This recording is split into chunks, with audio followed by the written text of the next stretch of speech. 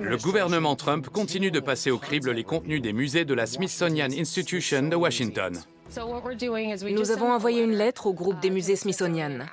Dans ce courrier, nous exigeons des informations sur toutes leurs expositions et panneaux explicatifs. Cela nous permettra d'identifier leurs erreurs. Nous allons redonner aux musées et à Washington leur grandeur d'antan et les rendre conformes aux attentes du président.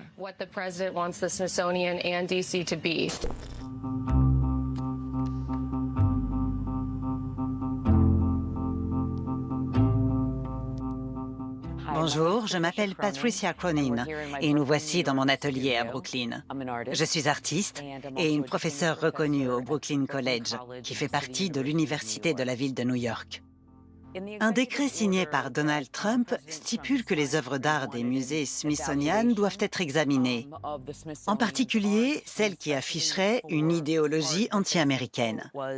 Ce document va encore plus loin, en ajoutant que ces œuvres devront être éliminées.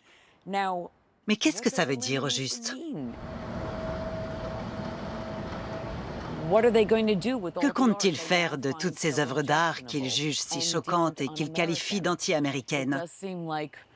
On dirait qu'on entre dans une nouvelle ère d'art dégénéré, comme sous le macartisme. Car si le gouvernement décide de ce qui relève de l'art, de l'histoire ou de la culture, ça devient vraiment inquiétant. Et ça va réduire les gens au silence.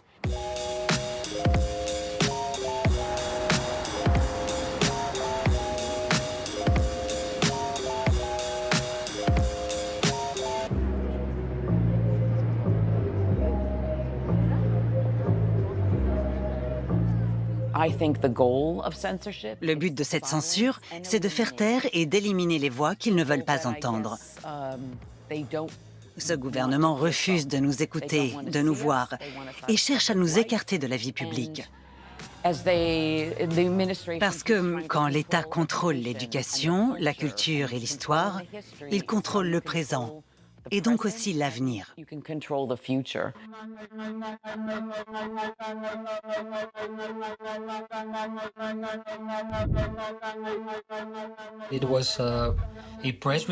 La Maison-Blanche a publié un communiqué de presse avec la liste des œuvres qu'ils souhaitaient faire disparaître des musées. Tout de suite, ça m'a fait penser à la fameuse liste d'art dégénéré établie par les nazis à la fin des années 1930 en Allemagne.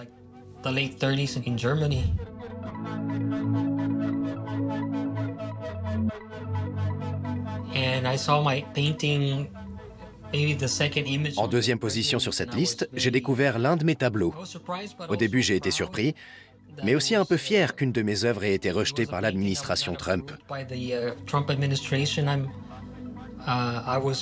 Je considère d'ailleurs ce rejet comme une vraie distinction honorifique.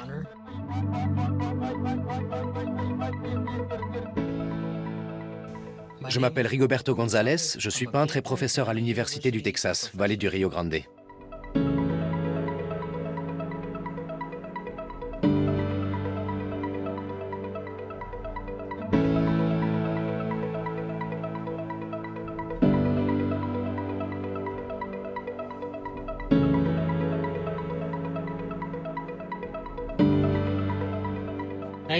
Je me définis comme un réaliste. Je n'ai fait que montrer la réalité de la situation à la frontière. Je n'ai rien glorifié.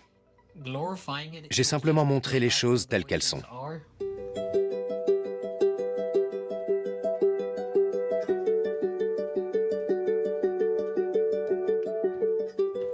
Oh yes. Oh oui. Vu sous cet angle, ça rend vraiment bien. Mon œuvre la plus célèbre s'intitule « Mémorial pour un mariage ». Je l'ai réalisée en 2002. C'est le premier monument au monde dédié au mariage entre personnes du même sexe. Lorsque la Smithsonian Institution s'est intéressée à mon travail et a acquis cette œuvre, ça a été comme une forme de reconnaissance pour moi.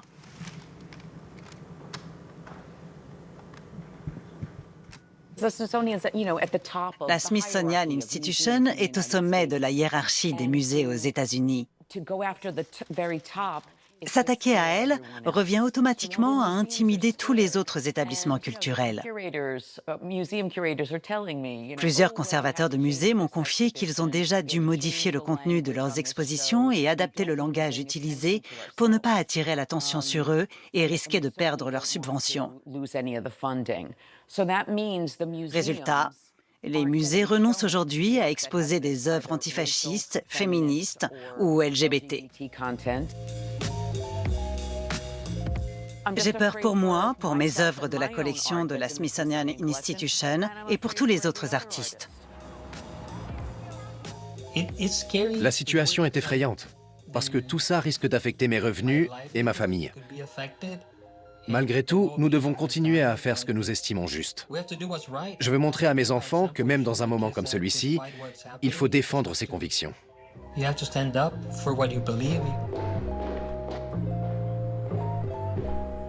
Mon projet pour l'avenir, c'est de ne pas abandonner.